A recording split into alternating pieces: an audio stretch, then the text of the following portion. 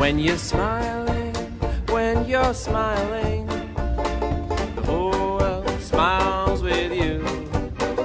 When you're laughing, when you're laughing, the sun comes shining through. But when you're crying, you bring on the rain. Stop that sighing, be happy again. When you're smiling, just keep on smiling.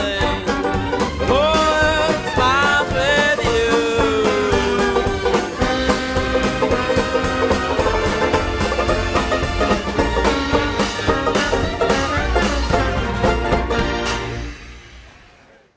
Welcome to another online gathering of the Surrey Hills and HeartWell Churches of Christ. I'm David Brooker, and I'll be guiding you through what we hope will be 45 minutes of encouragement and delight. Some of us are still grinding through the Melbourne lockdown. Some of you in other parts of Victoria and Australia are enjoying a little more freedom. But wherever you are watching from, it's likely that your life is impacted in some way by the global pandemic.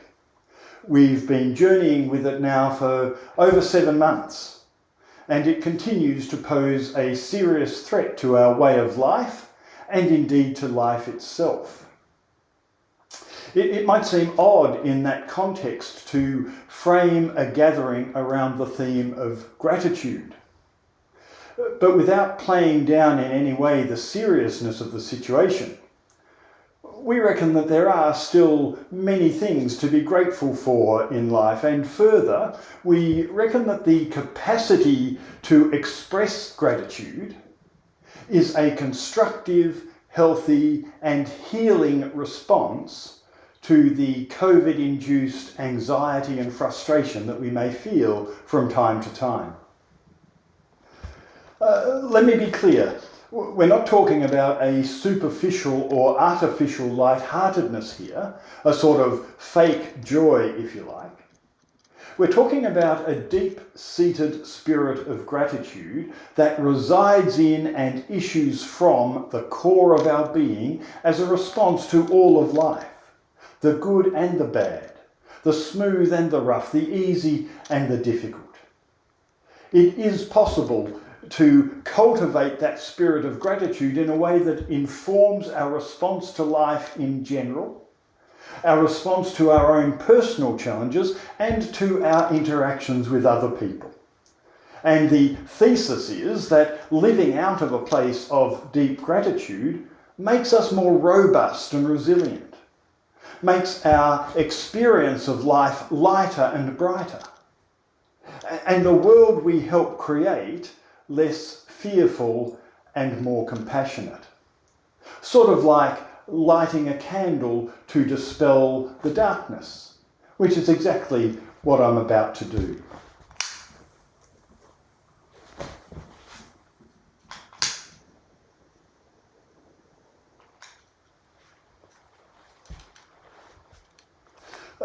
It's my hope that thesis will be evident as we hear more from Merrill Blair on Psalms, as we delve into the wisdom and the life experience of Ron and Dot Brooker, and as Ron invites us into the celebration of communion.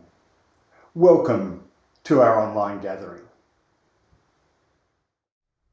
Dear God, we rejoice and give thanks for earthworms, bees, ladybirds, and broody hens. For humans tending their gardens, talking to animals, cleaning their homes, and singing to themselves. For the rising of the sap, the fragrance of growth, the invention of wheelbarrows, and the existence of the teapot. We give thanks. We celebrate and give thanks. Amen.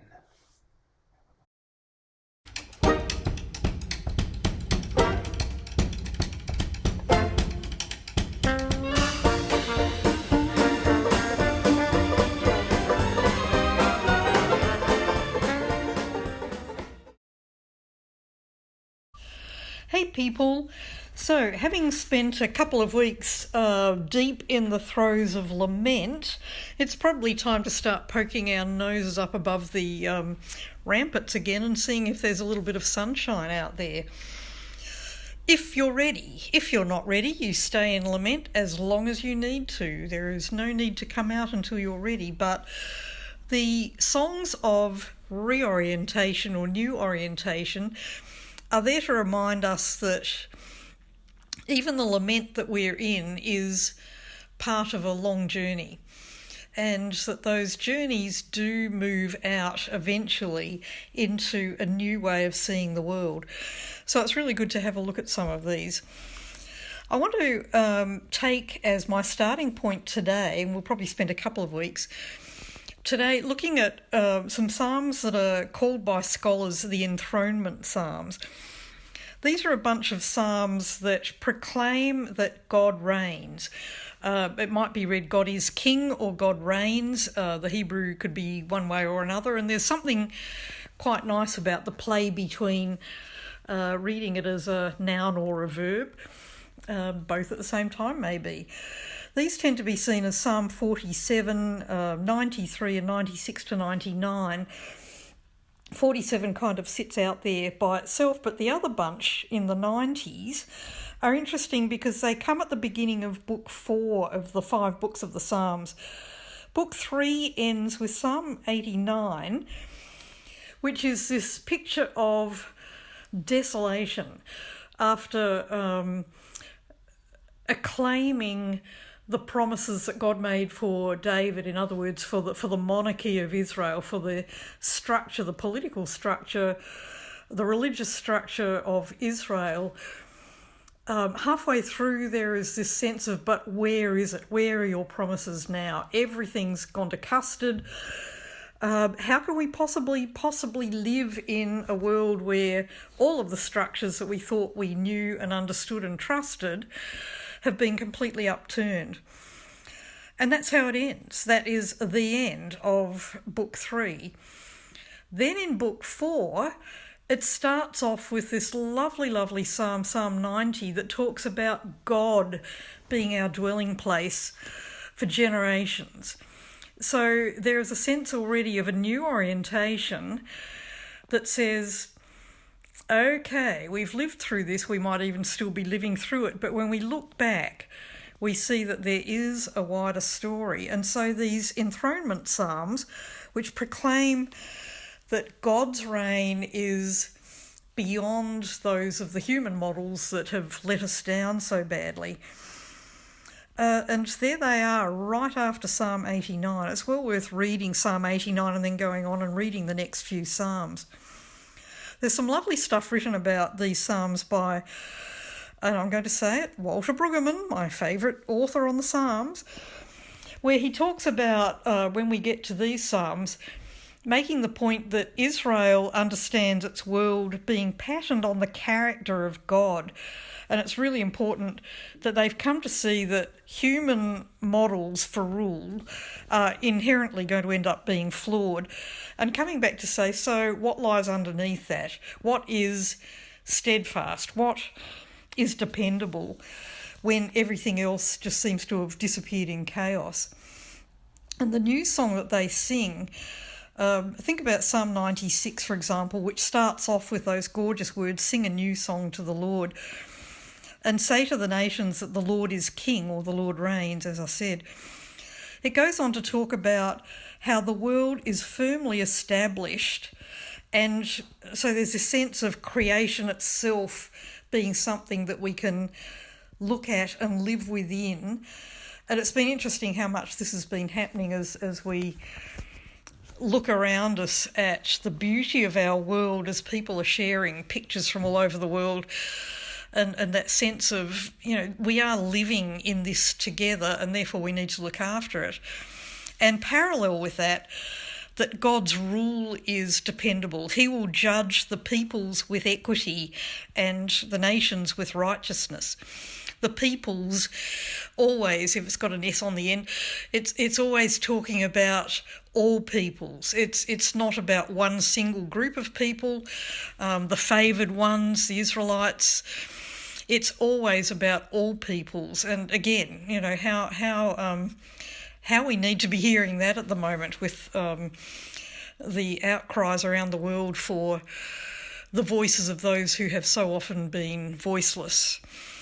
And so just in this one psalm, that sense that what we can depend on is God's order of creation, which was made to be stable and whole and good and in balance, and God's sense of righteousness. And righteousness is a word that deeply means things in the right relationships with each other.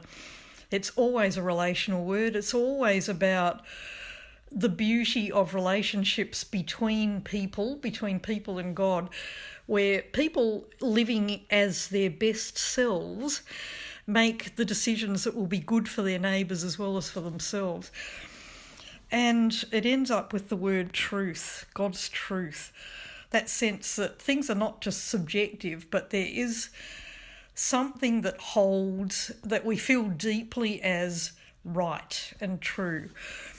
So to sing a new song is to recognise that old songs sometimes just need to be tossed out because they're not working anymore. And we need to remember what it is that gives us that solid sense of ground when we come up out of the mud that has been closing over our noses, that we can take steps forward on and see that, painful as it might be, the journey we've been on is in fact taking us somewhere that we need to go, some place of growth. So read through those Psalms and see what you think about them. We'll come back and look at some more next week. Bye for now.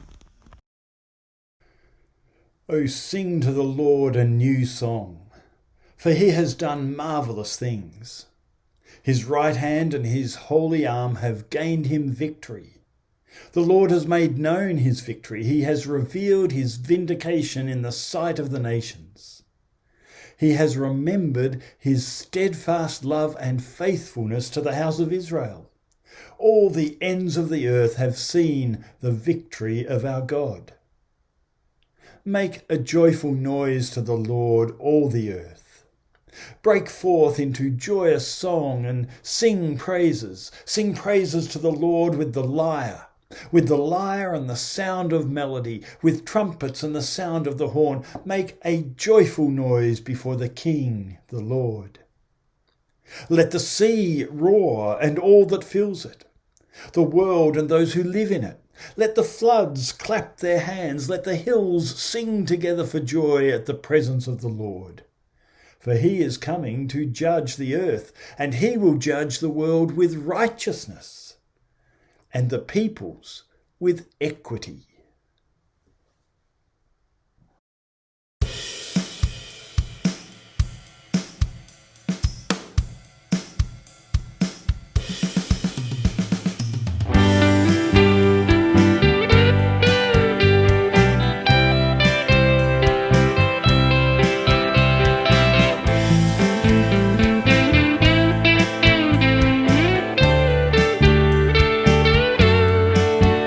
You are holy.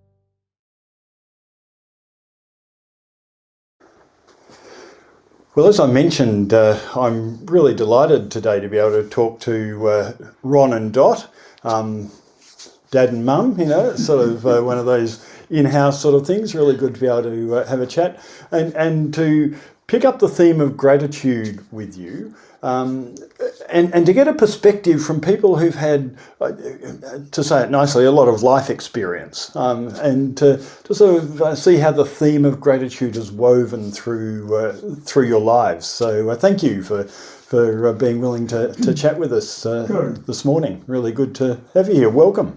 Thank you. Yeah.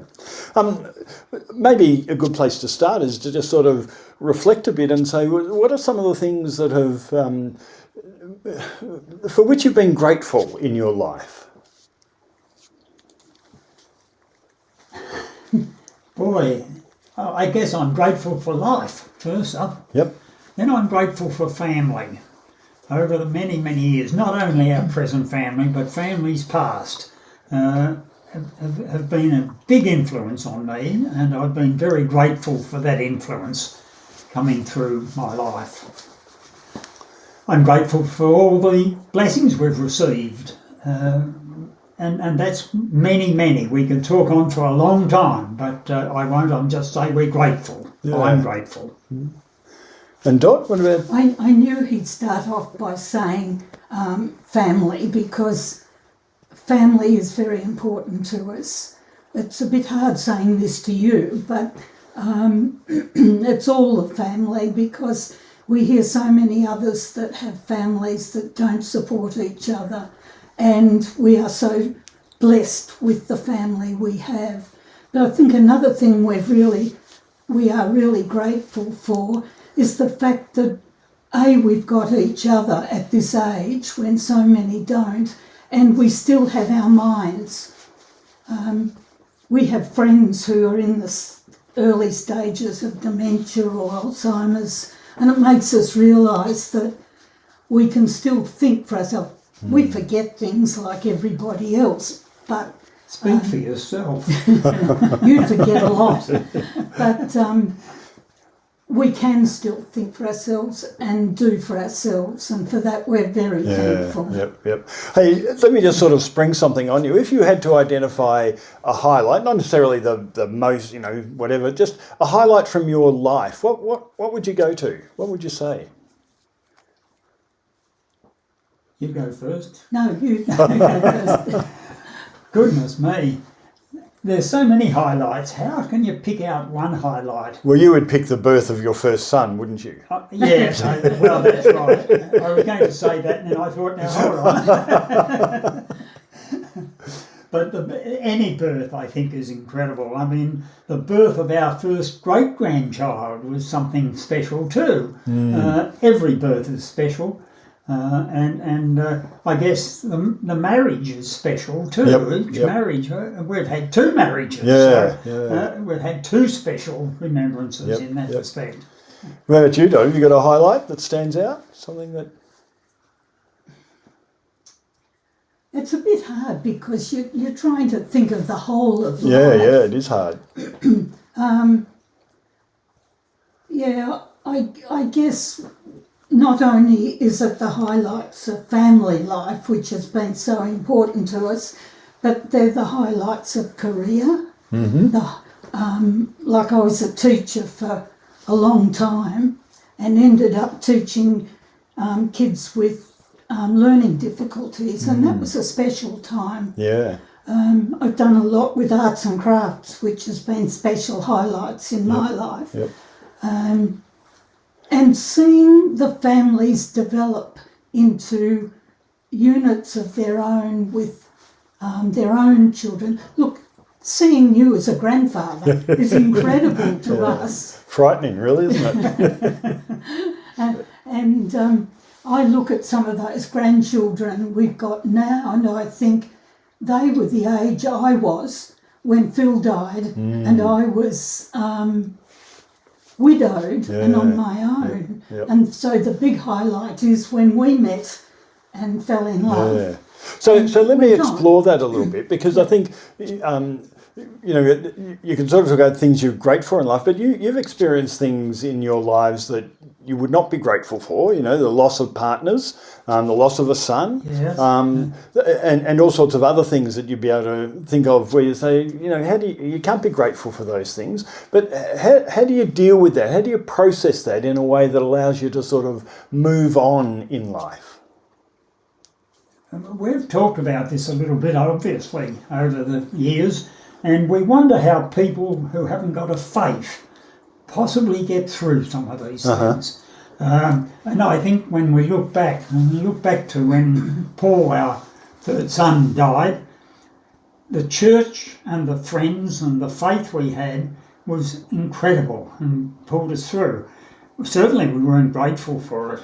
You couldn't be, but it was a very trying time, and yet we had the church and the faith we had in the church and the friends from the church and our family really made us grateful for that we had them. How about you, Dot? You mentioned the death of Phil. How did you experience that as a family? I mean, you and the two girls. Well, the girls were young, and I think the terrible, desolate feeling you have within yourself has to be contained, because I had two girls that needed me.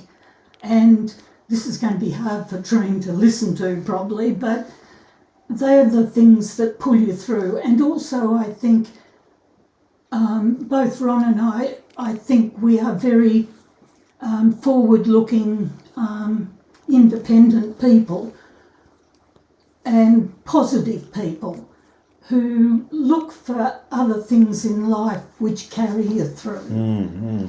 So again, let me pick that up. The positivity, because you are both positive people, Yes. and you address challenges with a sense of we can do this. Where does that come from? And is that something that you've learned, or is it something that's just innate, or is it something that actually comes out of some of those difficult traumatic experiences that you've had? Both, I think. I grew up in a very positive family. My mother always said as we left home in the morning to go to school, now have you got your keys, have you got your tickets, and have you got your kind smile?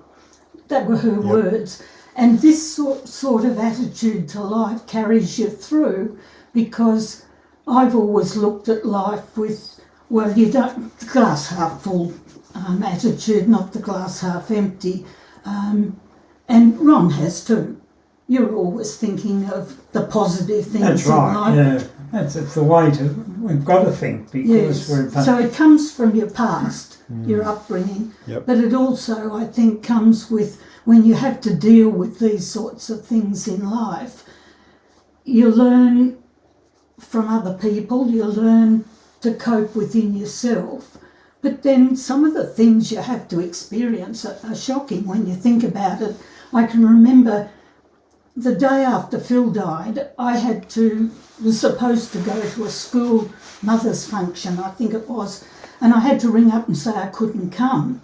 And I thought I'd better tell them why. So I just said, my husband died yesterday and I won't be able to make it. And the woman said on the other end of the phone, oh, how shocking, and put the phone down. She couldn't cope with it, yeah. And you saw people cross the road, walk on the other side because they didn't know what to say to you.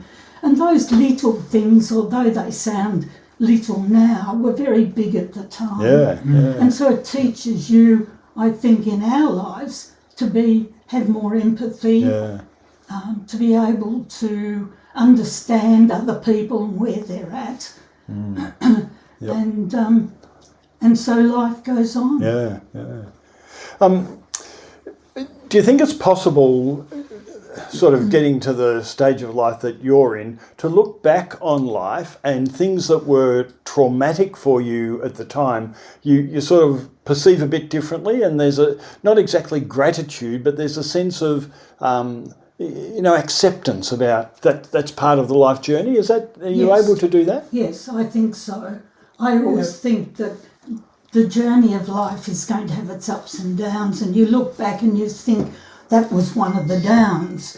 but there's plenty of ups too. And Fortunately, I think there's more ups than downs. well, we've been married now a lot longer than we were the first time. Yeah, so what, 43 years you celebrated just recently? 43? Yes, Yeah, that's right. And I plus was married 20 whatever before well, that, I I was guess. married Yeah. 17 and you were married 24. 24. Yeah. So, you know, it's a decent total, isn't it? it is. Good But life. you put the whole lot together. Yeah, good life experience. Yes, it is. We're looking forward to celebrating your 50th Oh, together. so, well, yeah.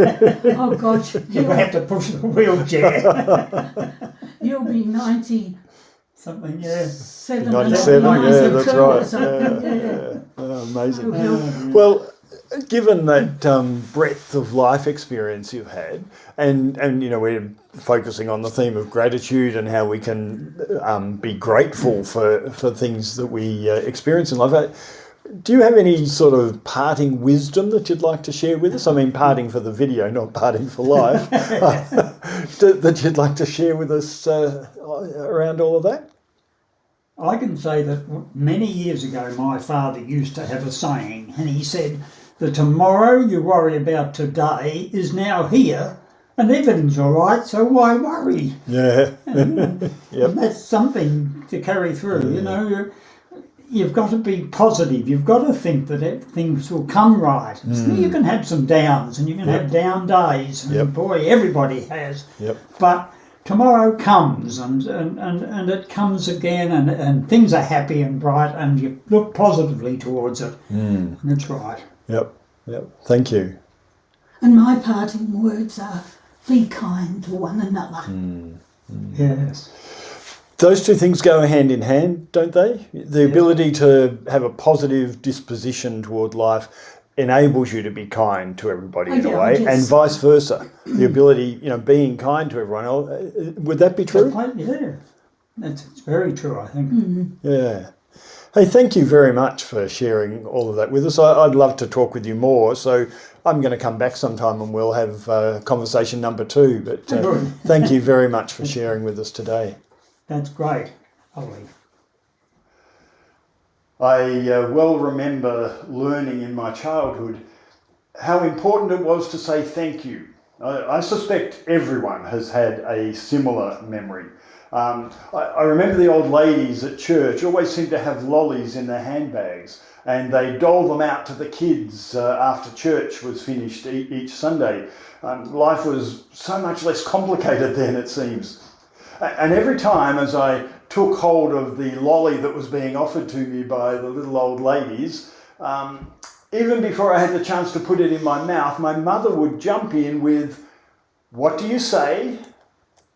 "Thank you," I'd mumble, and then run off to play with the other kids. And from that moment, reinforced by countless other moments, our concept of gratitude became skewed, tainted, if you like. Of course, it's important and appropriate to be polite, to say thank you when receiving a gift.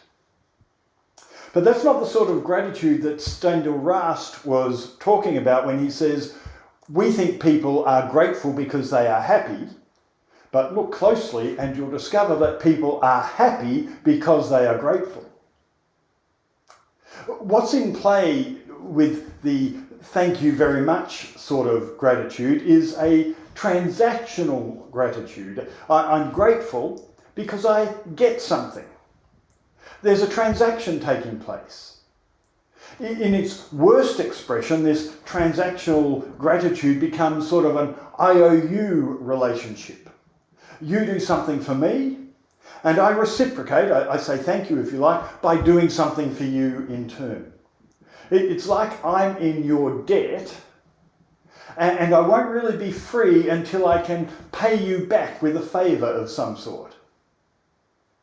The gratitude may well be genuine and sincere, but it's transactional, conditional. And too often, instead of leading to the happiness that we seek, it leads to that feeling of being forever in somebody else's debt. Incidentally, it's the same dynamic at work when we get uptight because no one seems to appreciate us or appreciate the work we do. We are so conditioned, you see, to transactional gratitude that we expect to be thanked for what we do.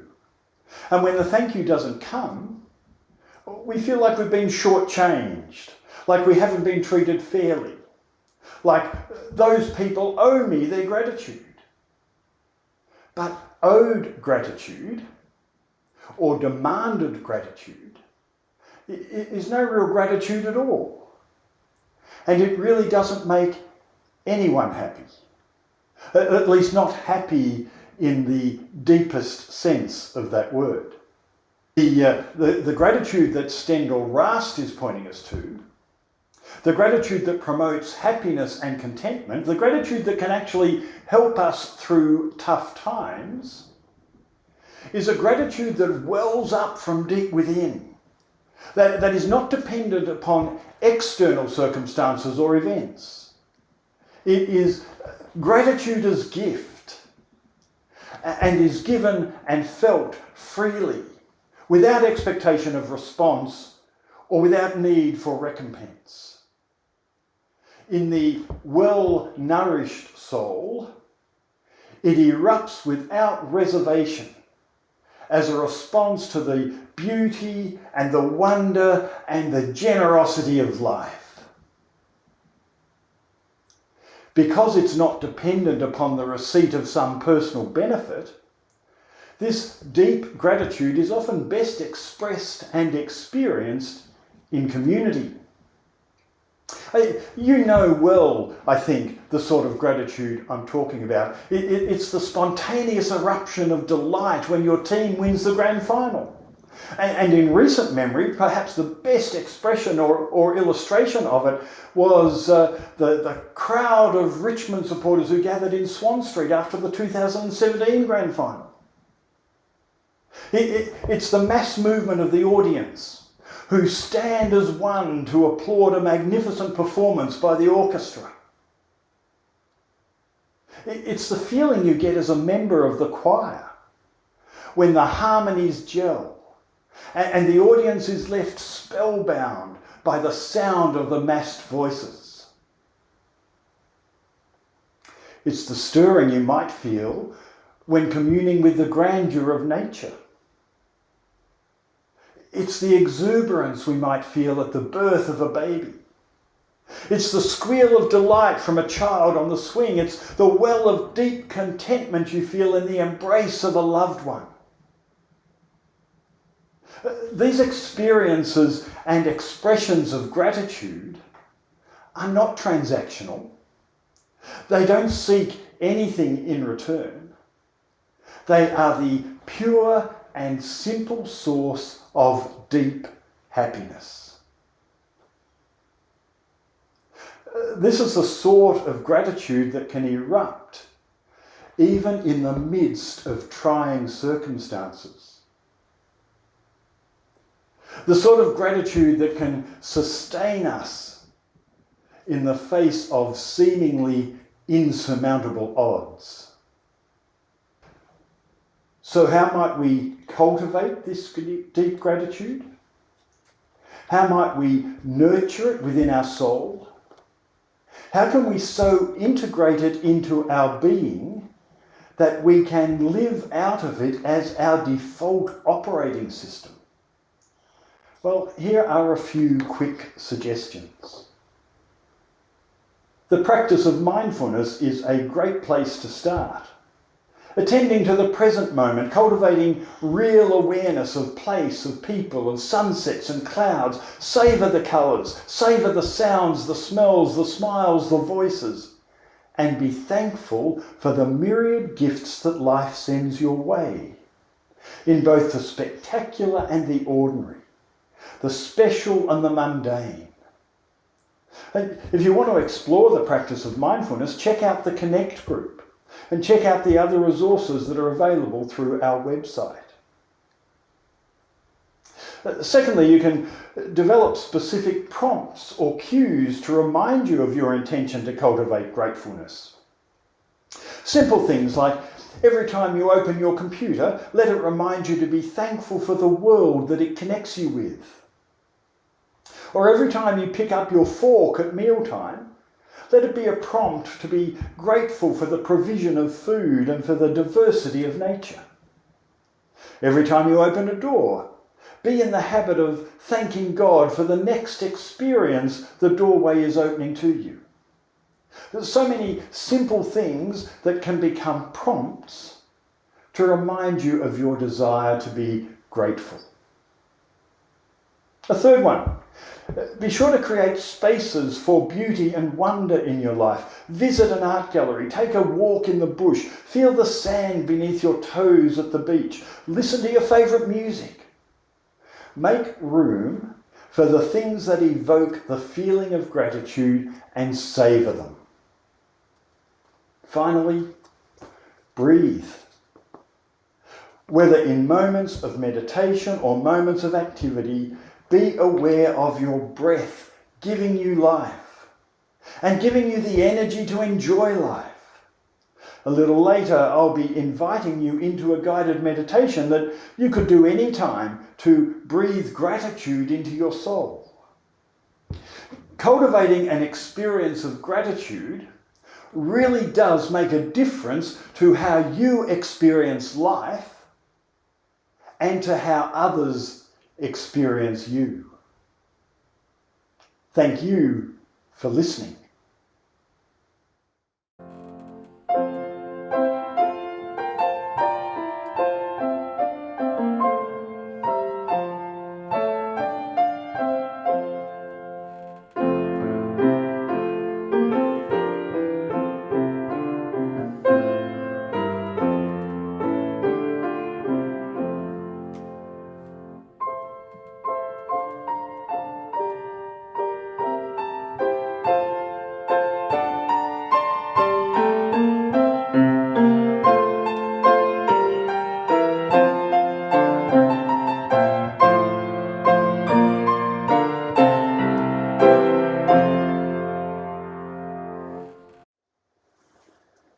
There are very few benefits about growing old, except perhaps for hundreds and thousands of great memories and beautiful moments throughout the years gone by. As we come to communion this morning, I am reminded of many of these special times.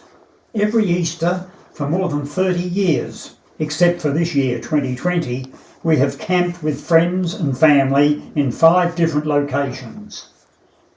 We remember Easter Sunday communions at Boyle Creek, Billabong in New South Wales, Horseshoe Bend on the Murray, the banks of the Darling River near Wentworth, and in recent years in the bush at Hall's Gap in Victoria. We've also had special times at Banksia Camp on the shores of Lake Victoria in Gippsland, with kids camps and family camps. We've climbed Mount Chautauqua in the Grampians and celebrated communion as the sun came up. We've sat on wooden benches in small chapels and with open spaces for windows on the island of Pentecost in Vanuatu, and in similar experiences in Zimbabwe. We have been to many Churches of Christ World Conventions around the world. We've been to Hawaii in USA, Auckland, New Zealand, Long Beach in California, Nashville, Tennessee, Brighton in England, and in the convention in Brisbane in the year 2000, where I had the privilege of leading the communion for nearly 4,000 people from all over the world. We are truly grateful for the opportunities we have had in these wonderful experiences. And now, there's just the 2 of us in lockdown, sitting alone in our lounge room. Yet not alone, as we know that technology allows us to be with one another. As we take this morsel of food and this mouthful of drink, we hear the words from 1 Corinthians. The Master Jesus, on the night of his betrayal, took bread. Having given thanks, he broke it and said, "This is my body, broken for you. Do this to remember me." After supper, he did the same thing with the cup, This cup is my blood, my new covenant with you. Each time you drink this cup, remember me.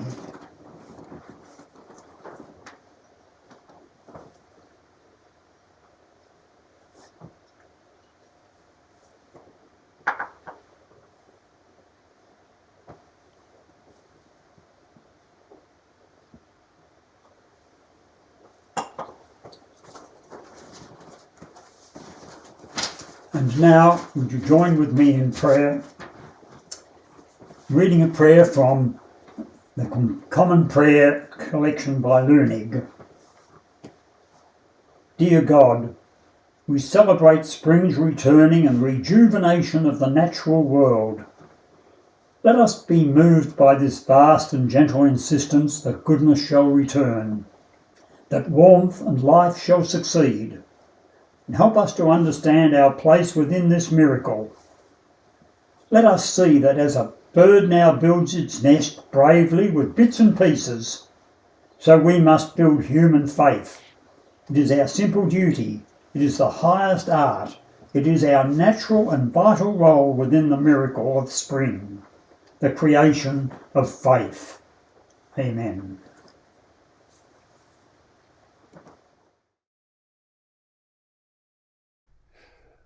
I invite you into a time of quiet meditation and reflection. Sit or lie in a comfortable position and just bring attention to your breath. Notice the breath as it enters and leaves your body. Be aware of your diaphragm moving up and down as you breathe out and in. Notice the rise and fall of your chest, the movement of your belly as you gently breathe in and breathe out.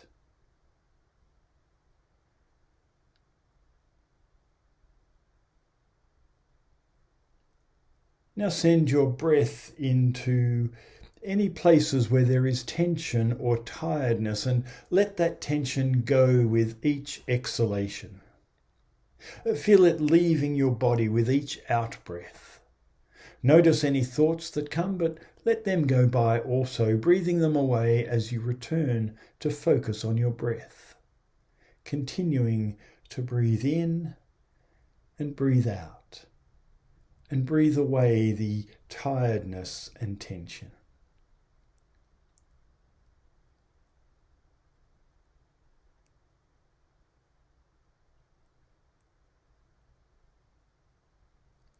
Now imagine that you are breathing into the different parts of your body, sending appreciation with your breath into the parts of your body. Breathe gratitude into your legs, all the way to your toes, giving thanks for their shape and their function. Breathe in turn into your arms and your fingers, into your abdomen and chest, your shoulders and neck, breathing gratitude without judgment into all these parts of your body, feeling deep appreciation for the way they work together to give you life. As you breathe in and breathe out.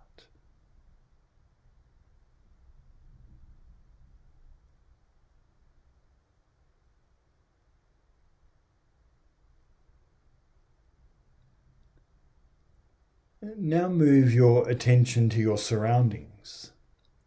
Keeping one part of your attention on your breath, breathe in whatever beauty is around you and breathe out gratitude for that beauty. Breathe in the colour, the temperature, the shapes, the sounds you are aware of. And breathe out your gratitude for the diversity, the wonder, the space that invites you into this meditation.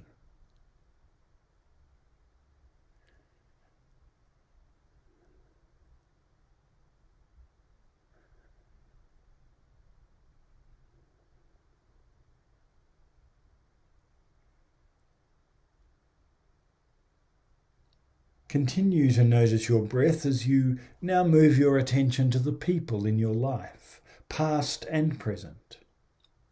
Breathe in the essence of what they have offered to you, that which has been easy and that which has been difficult, and breathe out your gratitude for them.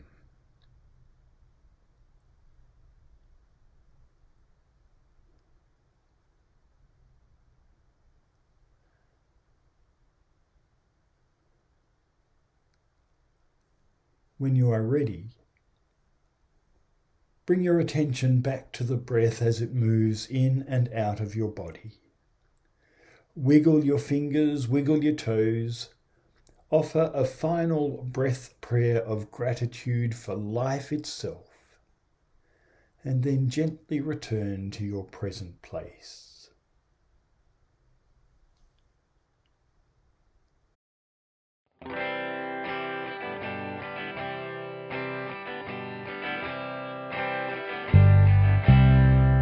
Let the weak say I am strong.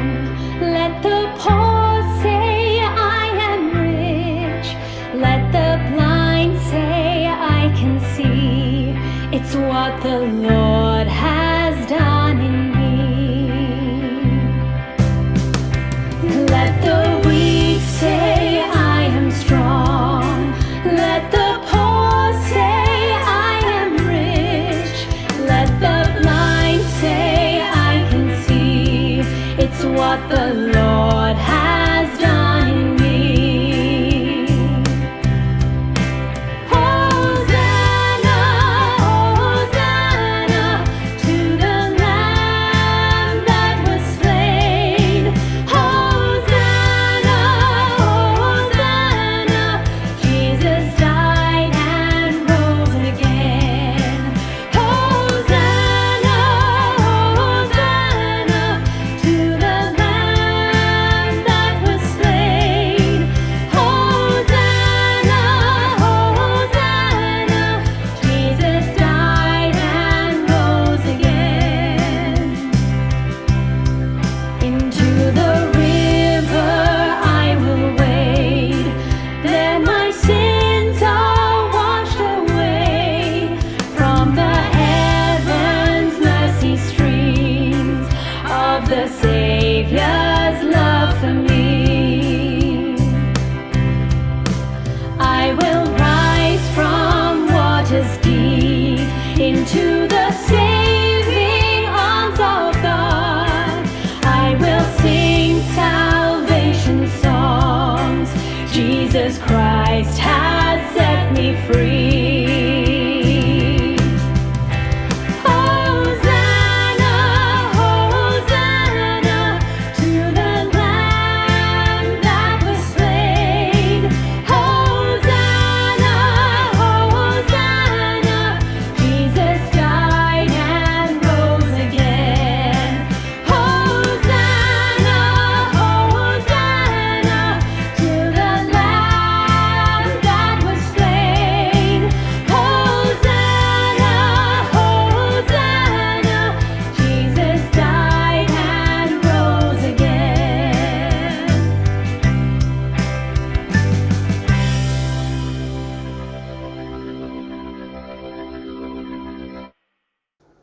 Thank you for sharing with us this morning, and we hope that you'll be free to join with us again as we continue to offer our HeartWell Online gatherings during this period of COVID lockdown. Let me bring our gathering to a close with a benediction from Michael Lunig.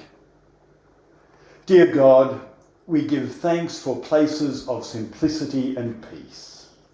Let us find such a place within ourselves. We give thanks for places of refuge and beauty. Let us find such a place within ourselves. We give thanks for nature's places of truth and freedom, of joy, inspiration and renewal. Places where all creatures may find acceptance and belonging. Let us search for these places in the world, in ourselves and in others. Let us restore them. Let us strengthen and protect them. Let us create them. May we mend this outer world according to the truth of our inner life. And may our souls be nourished and shaped by nature's eternal wisdom. Amen. When you're smiling, the whole world smiles with you. When you're laughing, the sun comes shining through. But when you're crying, you bring on the rain. Stop that sighing, be happy again. When you're smiling, just keep on smiling. The whole world smiles with you.